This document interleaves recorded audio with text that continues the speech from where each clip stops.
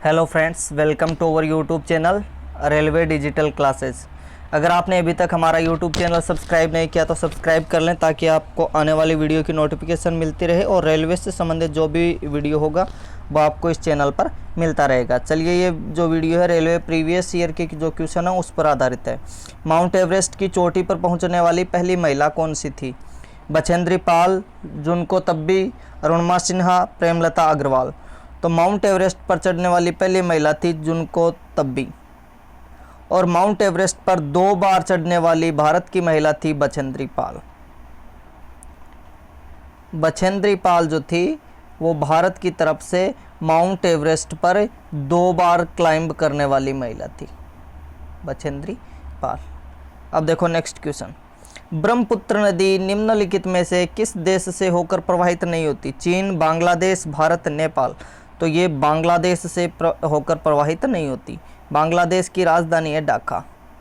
बांग्लादेश की कैपिटल क्या है? ढाका है। अब ब्रह्मपुत्र देखो उद्गम स्थल कौन सा है? उद्गम स्थल है तिब्बत में मानसरोवर झील, तिब्बत के अंतर्गत मानसरोवर झील। और उसमें एक ग्लेशियर है चेम्यांग डुंग नाम का, चेम्यांग डुंग इस नाम का जो ग्लेशियर है इससे ये क्या है, ये नदी निकलती है। और इसे तिब्बत में सांगपो के नाम से जाना जाता है। तिब्बत में सांगपो के नाम से जाना जाता है।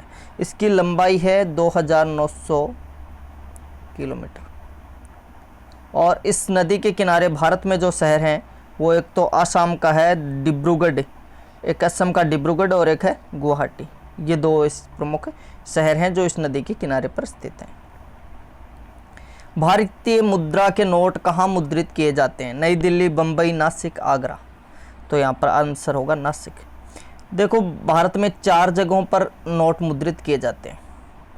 नासिक, देवास, एक मैसूर और एक सालबोनी, सालबोनी पश्चिम बंगाल। ये 4 जगह हैं जहां पर नोट क्या होते हैं, छपाई होती है। अब नासिक जो है वो गोदावरी नदी के किनारे पर स्थित है महाराष्ट्र में। कौन सी नदी है? गोदावरी नदी। गोदावरी नदी को प्रायद्वीपीय भारत की गंगा कहते हैं क्योंकि प्रायद्वीपीय भारत की सबसे लंबी नदी है ये, सबसे लंबी नदी है प्रायद्वीपीय भारत की। 1465 किलोमीटर लंबाई कितनी है इसकी? 1465। तो ये सारी जानकारी याद रखनी है। 4 जगहों पर होते हैं, नासिक, देवास, सालबोनी, मैसूर। लेकिन इन ऑप्शन में अगर बात करें तो केवल नासिक ही होगा क्योंकि और ऑप्शन जो है यहाँ पर नहीं होती है। ओवरऑल 4 जगहों पर होती है। नासिक ना देकर इनमें से कोई अगर ऑप्शन दे तो वो भी सही है।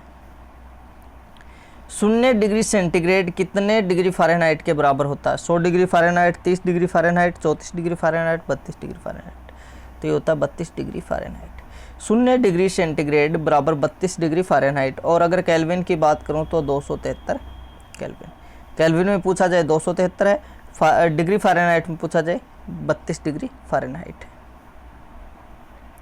ऑक्सीकरण प्रतिक्रिया में निम्नलिखित में से क्या होता है? इलेक्ट्रॉन में वृद्धि, इलेक्ट्रॉन में कमी, प्रोटॉन में वृद्धि, प्रोटॉन में कमी। तो देखो इसमें इलेक्ट्रॉन में क्या होती है? कमी होती है। अगर इलेक्ट्रॉन में कमी हुई है तो इसका मतलब वहाँ पर क्या हुआ है? ऑक्सीकरण हुआ है।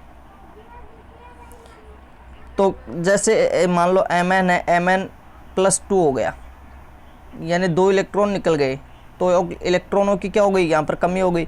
इलेक्ट्रॉनों की कमी होने पर क्या हो गया? यहाँ पर ऑक्सीकरण। और इसके अपोजिट होता है, अगर इलेक्ट्रॉनों में वृद्धि होती है तो उसे क्या कहते हैं? हम अपचयन कहते हैं।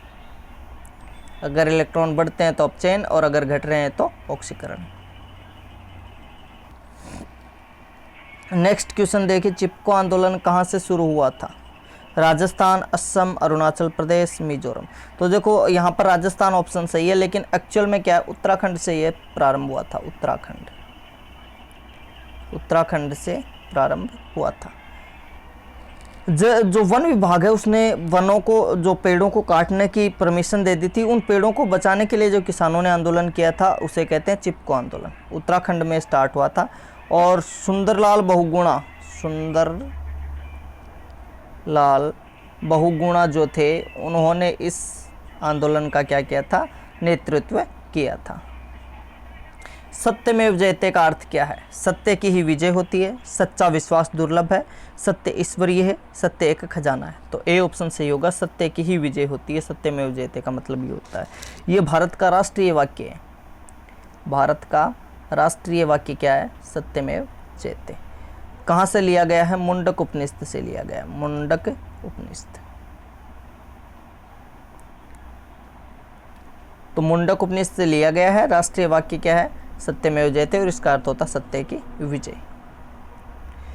निम्नलिखित में से कौन सी हास्य गैस के रूप में लोकप्रिय है? Nitric oxide, nitrogen oxide, dioxide, nitrous oxide या फिर नाइट्रोजन परऑक्साइड। तो इसका राइट आंसर है नाइट्रस ऑक्साइड। इसका राइट आंसर है नाइट्रस ऑक्साइड N2O।